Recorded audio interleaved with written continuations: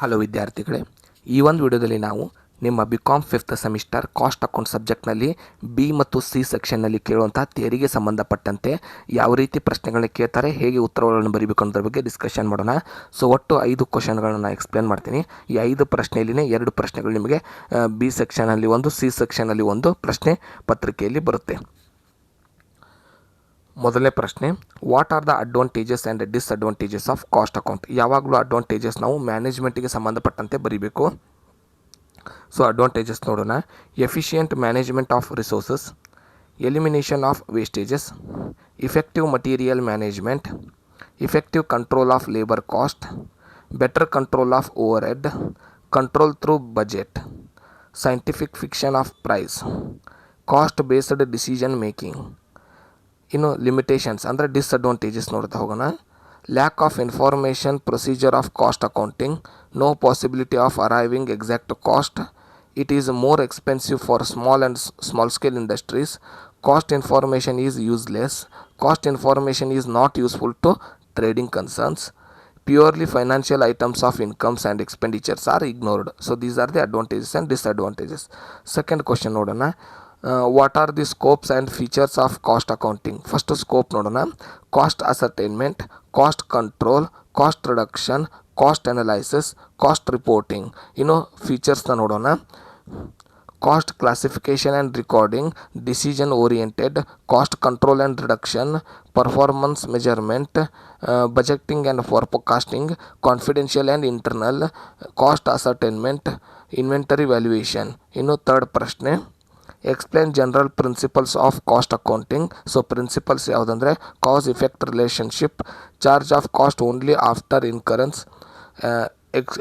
Exclusion of abnormal costs, consistency, matching principle. Next explain steps involved in installation of cost account. Fourth question steps. Define objectives and scope, study the organizational and product, select costing method, design the system, data collection and integration, implementation and training, testing and go live, monitoring and live. So these are the important 4 questions. Now 5th question. So that will be difference. So difference ಮೇಲೆ ಒಂದು ಪ್ರಶ್ನೆ ಕೇಳ್ತಾರೆ, ಅದನ್ನು ನೋಡ್ತಾ ಹೋಗೋಣ. So ಪ್ರಶ್ನೆ ಏನಿರುತ್ತೆ ಅಂದರೆ state the difference between financial account and cost account. 2 column ನೀವು ಪ್ರಿಪೇರ್ ಮಾಡಬೇಕು, ಒಂದು ಫೈನಾನ್ಷಿಯಲ್ ಅಕೌಂಟ್ ಕಾಲಮು, ಒಂದು ಕಾಸ್ಟ್ ಅಕೌಂಟ್ ಕಾಲಮು. ಸೊ ಮೊದಲೇ point, the aim of financial accounting is primarily the computation of profit and loss of a business as a whole for given period.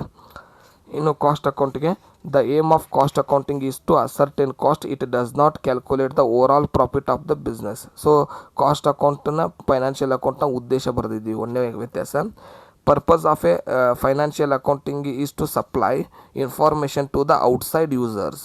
Purpose of cost accounting is to provide cost information to the persons at various level of internal management. So the outside usersಗೆ information ಕೊಡುತ್ತೆ ಯಾವುದು, financial account. Cost account ಇನ್ಸೈಡರ್ಸ್ಗೆ ಕೊಡುತ್ತೆ. Financial account aim at measurement of economic activities of the organization as a whole. The basic objective of a cost accounting are determination of cost unit. So ಅದು ಪೂರ್ತಿಯಾದಂಥ ಒಂದು ಸಂಸ್ಥೆಗೆ ಸಂಬಂಧಪಟ್ಟಂಥ ಹಣವನ್ನು ಅಧ್ಯಯನ ಮಾಡಿದರೆ, ಇದು ಒಂದು ಪ್ರಾಡಕ್ಟ್ಗೆ ಸಂಬಂಧಪಟ್ಟಂತೆ ವೆಚ್ಚ ಎಷ್ಟಾಗುತ್ತೆ, ಒಂದು ಫ್ಯಾಕ್ಟ್ರಿ ಕಂಪ್ನಿಯ ಪ್ರೊಡಕ್ಷನ್ನ ವೆಚ್ಚ ಎಷ್ಟಾಗುತ್ತೆ ಅದರ ಬಗ್ಗೆ ಅಧ್ಯಯನವನ್ನು ಮಾಡುತ್ತೆ. ಫೋರ್ತ್ ಒನ್ನು, financial accounting is an independent and fully developed system. It is independent account. Cost account has no such independence existence. It depends on the financial account. Maintaining of financial records, preparation and submission of a periodical system statement. Maintain of cost records, preparation and submission of a periodical statement of the cost accounting activities are optional.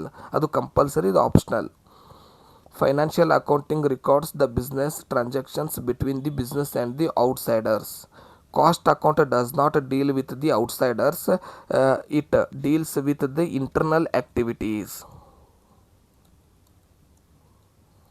Financial accounting is a study requirement. It should follow the rules and regulation for form prescribed for the preparation. Cost account records are meant for internal use, hence there is no particular form of preparation and presentation of cost information. Financial accounting is concerned with actual, therefore financial information is a historical.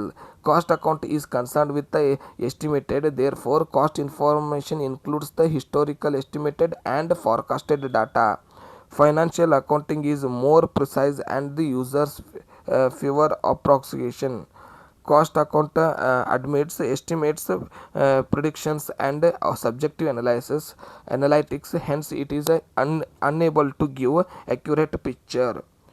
Financial account. So financial account prepares a final account, revealing the net profit of a net loss, and the balance sheet of the business end of the given period.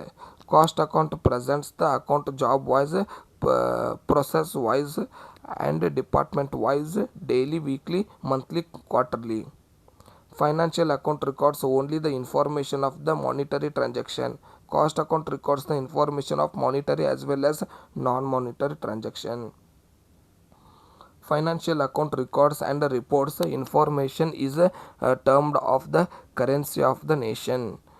Cost account records and reports information in the terms of currency and or monetary and non-monetary units. So these are the important difference, financial account and cost account. ಈ ವ್ಯತ್ಯಾಸನೂ ಕೂಡ ನಿಮಗೆ ಪೇಪರಲ್ಲಿ ಕೇಳ್ತಾರೆ. So ಮುಂದಿನ ವಿಡಿಯೋದಲ್ಲಿ ಮತ್ತೊಂದು ಮೆಥಡ್ನೊಂದಿಗೆ ಸಿಗೋಣ. ಧನ್ಯವಾದಗಳು.